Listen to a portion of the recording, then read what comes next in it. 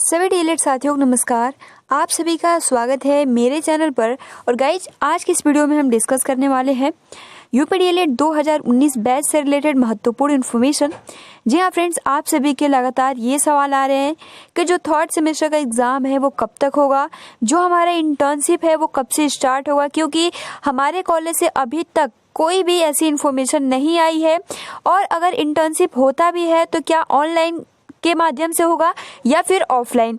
और दूसरा सबसे महत्वपूर्ण सवाल कि अगर जिन साथियों का सेकंड सेम में 3 सब्जेक्ट में बैक लगा है और अगर उन्होंने स्क्रूटनी फॉर्म 2 सब्जेक्ट का डाला है, तो अगर वो उसमें पास हो जाते हैं तो क्या वो थर्ड सेमेस्टर का पेपर दे सकेंगे या फिर नहीं।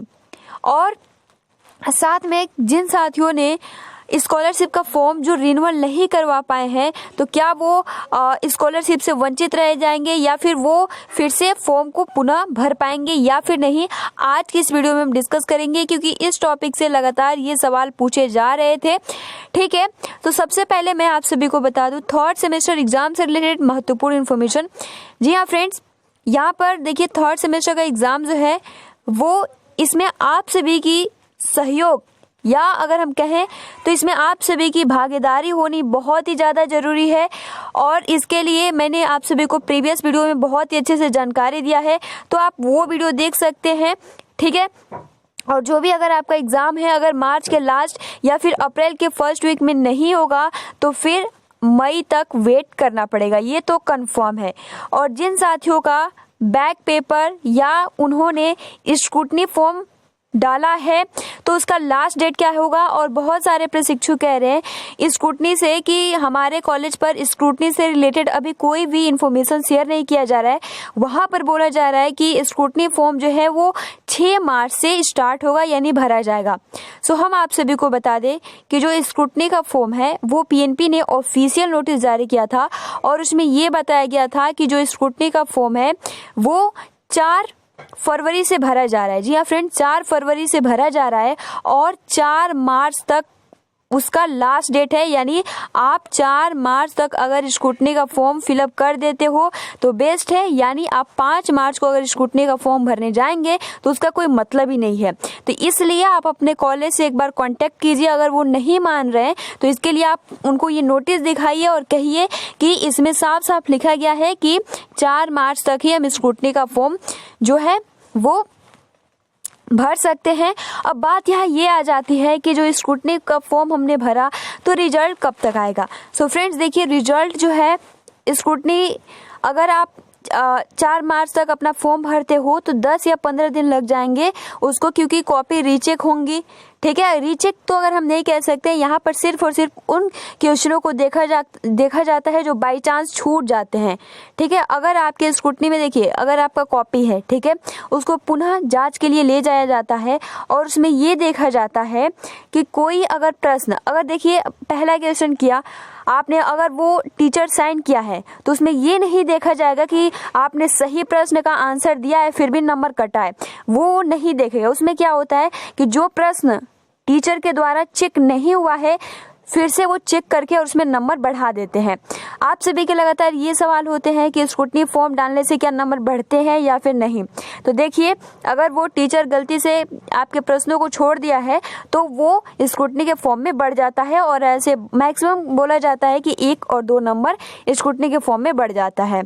ठीक है, अब देखिए सबसे महत्वपूर्ण, तो इसके लिए आप सभी का जो रिजल्ट है स्क्रूटनी का वो 10 से 15 दिन में आ जाना चाहिए। और इसके लिए आप सभी को पीएनपी पर दबाव बनाना होगा।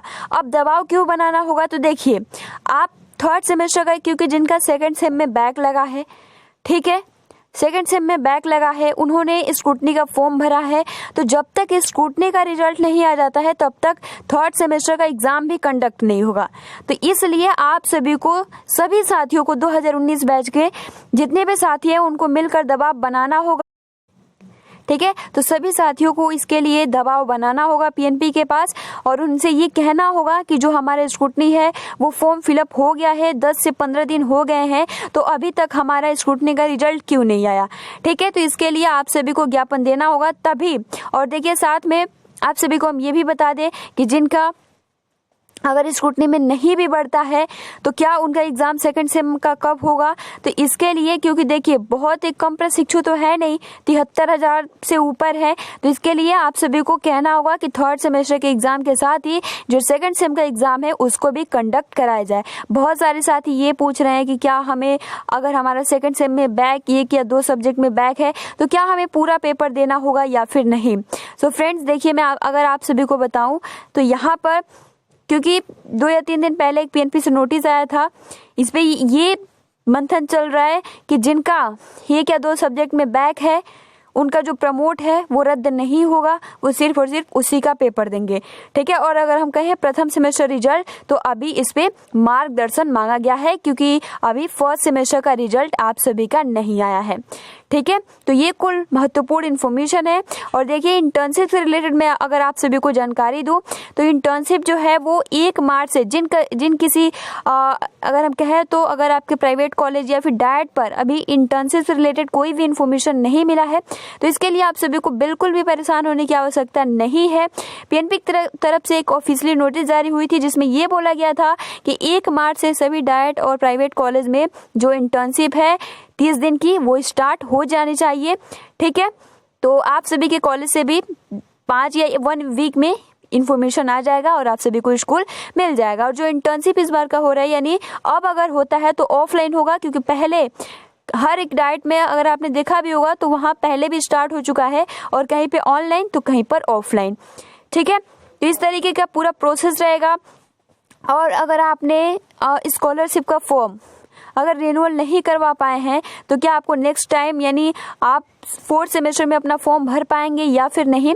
सो फ्रेंड्स देखिए, क्योंकि कॉलेज वाले बोलते हैं कि अगर आप अपना फॉर्म रिन्यूअल नहीं करवा पाए हैं तो आपको 4th सेमेस्टर में मौका दिया जाता है। तो इसके लिए आप अपने कॉलेज से या समाज कल्याण विभाग में एक बार कॉन्टैक्ट कीजिए, क्योंकि देखिए आप इस स्कॉलरशिप से वंचित रह जाएंगे। और डीएलएड के बहुत सारे ऐसे प्रशिक्षु हैं जो फॉर्म को रिन्यूअल नहीं करवा पाए। इसमें उनकी गलती नहीं है। गलती किसकी है? तो कॉलेज वाले। उन्होंने बोला कि आप फॉर्म को रिन्यूअल नहीं करा सकते क्योंकि आपका अभी रिजल्ट ही नहीं आया है। तो इसलिए आप सभी समाज कल्याण विभाग जाइए, उनसे ये बात कीजिए और उनसे कहिए कि जो डेट है या जो साइट है पुनः एक बार ओपन किया जाए। और अगर 4th सेमेस्टर में मौका दिया जाता है तो ये अच्छी बात है। अब चलिए हम कुछ कमेंट्स ले लेते हैं यहाँ पर। तो यहाँ पर सबसे पहले इनका कमेंट है कि सेमेस्टर बैक है, अगर स्क्रूटनी से एक सब्जेक्ट में नंबर बढ़ गया तो वो 3rd सेमेस्टर का पेपर जी हाँ बिल्कुल। इसीलिए तो हमने कहा कि आप सभी को स्क्रूटनी रिजल्ट का दबाव बनाना होगा, क्योंकि जब तक स्क्रूटनी रिजल्ट नहीं आएगा तब तक 3rd सेमेस्टर का पेपर कैसे हो सकता है। इसलिए देखिए, अगर आपका 3 सब्जेक्ट में बैक है, आपने 2 सब्जेक्ट का स्क्रूटनी डाला, ठीक है, और आई होप कि आपका नंबर बढ़ जाता है, तो आपका सेमेस्टर बैक नहीं होगा। और आप क्या करेंगे कि मतलब आपने जिसमें 2 स्क्रूटनी डाला उसमें बढ़ जाते हैं, तो 1 या 2 सब्जेक्ट में अगर बैक भी होता है तो आप क्या करेंगे, उसका ही पेपर देंगे, न कि पूरे सेमेस्टर का। तो आप 3rd सेमेस्टर का पेपर दे पाएंगे। इसके लिए आप सभी को अपने जिले स्तर पर डाइट पर ज्ञापन देना होगा। यहाँ पर देखिए, एक साथ पेपर हो सकता है 3rd, तो बिल्कुल अभी आपने देखा नवंबर में ऐसे ही तो हुआ। 1st semester, 2nd semester, 3rd semester, 4th semester ऐसे लगातार हुआ था। ठीक है। यहाँ पर कह रहे हैं कि मार्च में नहीं हो सकता है पेपर, क्योंकि मार्च में पंचायत चुनाव है और अप्रैल 24 तक या मई में होगा। सो फ्रेंड्स देखिए, पीएनपी को तो एक बहाना चाहिए, वो तो कहेगी ही। ठीक है। तो ये पूरा प्रोसेस है। और यहाँ पर और भी कुछ देखिए, स्वीटी सिंह जी का कमेंट है कि 3rd सेमेस्टर का एग्जाम कब होंगे। सो फ्रेंड्स मैंने अभी आप सभी को बताया। और देखिए, यहाँ पर सोनम साखिया जी का कमेंट है कि मेरे कॉलेज में नहीं हुआ है इंटर्नशिप अभी स्टार्ट। सो देखिए सोनम जी, आपके कॉलेज से 1 वीक में आप सभी को इन्फॉर्मेशन मिल जाएगा और आपको स्कूल अलॉट कर दिया जाएगा कि आपको किस स्कूल में पढ़ाना है। मैम, स्क्रूटनी रिजल्ट कब तक आएगा? सो फ्रेंड्स मैं आप सभी को बता दूं कि जो स्क्रूटनी रिजल्ट है वो 4 मार्च स्क्रूटनी फॉर्म भरने का लास्ट डेट है, और इसके 10 या 15 दिन के बाद जो स्क्रूटनी रिजल्ट है वो आ जाता है, और इसके लिए आप सभी को दबाव बनाना होगा। उसके बाद देखिए यहाँ पर कि मेरा 3 सब्जेक्ट में बैक है, क्या हम 2nd सेमेस्टर का पेपर देना पड़ेगा या फिर 1st 2nd दोनों का? सो फ्रेंड्स देखिए, अगर आपके 3 सब्जेक्ट में बैक है यानी सेमेस्टर बैक है, तो अभी इस पे पीएनपी ने कोई नोटिस तो नहीं दिया है, लेकिन अगर हम कहें तो 100% में से 80% यही चांसेस है कि अगर आपके सेकंड सेम में 3 सब्जेक्ट या 3 से अधिक सब्जेक्ट में बैक है तो आपको केवल और केवल सेकंड सेम का पेपर देना होगा, पूरा पेपर देना होगा, ठीक है। और उसी बेस्ड पर आपको फर्स्ट सेमेस्टर में नंबर दे दिए जाएंगे, ठीक। तो इसके लिए अभी आपको